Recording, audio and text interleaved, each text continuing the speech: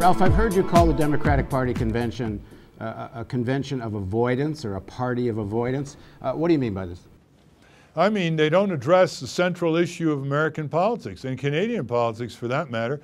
It's the vast concentration of power in fewer and fewer giant corporate hands.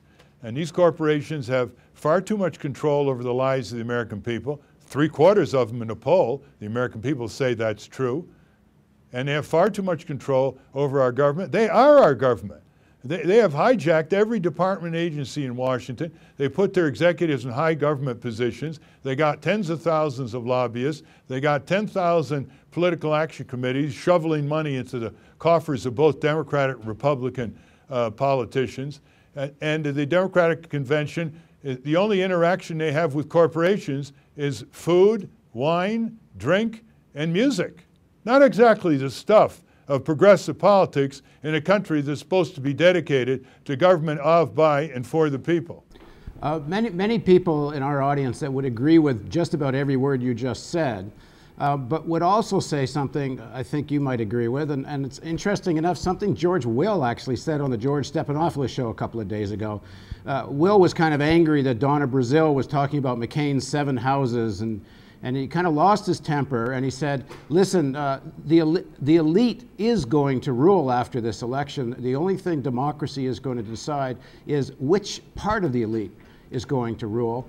But a lot of people that agree with almost everything you say do think, or at least some people think, there is a difference between the different sections of the elites, and they think the elite McCain represents is more dangerous than the elite Obama is going to represent. What do you make of that argument? Well, the corporations don't make a distinction now between the Democrats and Republicans. When the Democrats took control of Congress in January 2007, the K Street lobbyists switched more and more of their funding to the Democrats, and Democrats were saying, okay, we're in power now, start giving us campaign money. So, you know, it's equal opportunity corruption. Now, George Will had the right meaning, but he has the wrong word. We shouldn't use the word elite. We should use the word corporate power.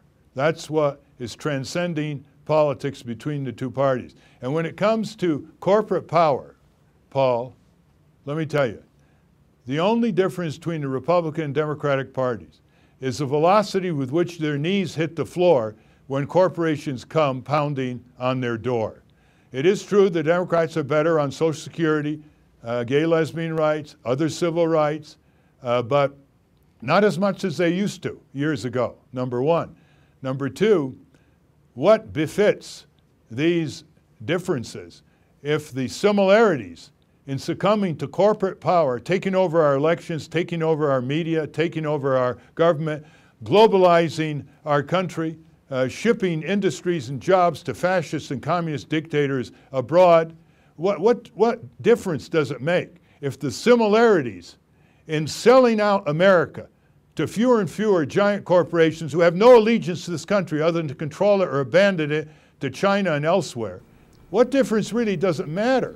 Well, that the Democrats and Republicans have different rhetoric and different slogans.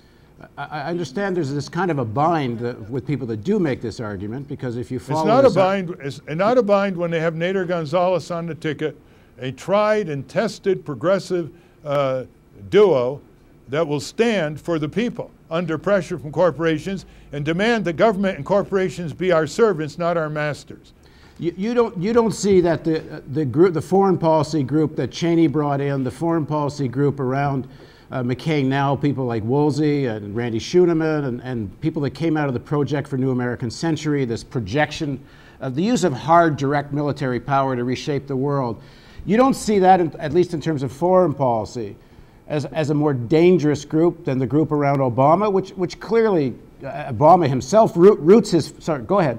It is a more dangerous group, but the people around Obama, whether supporting Israeli militarism or keeping 50,000 soldiers and military bases in Iraq, or doubling number of soldiers in a terrible quagmire in Pakistan, Afghanistan, is still dangerous. They both flunk. We should settle for something better in America. We should learn how to wage peace. We should put forth a humanitarian superpower, which is pragmatically the best way to obtain peace and reduce mindless or state-sponsored terrorism.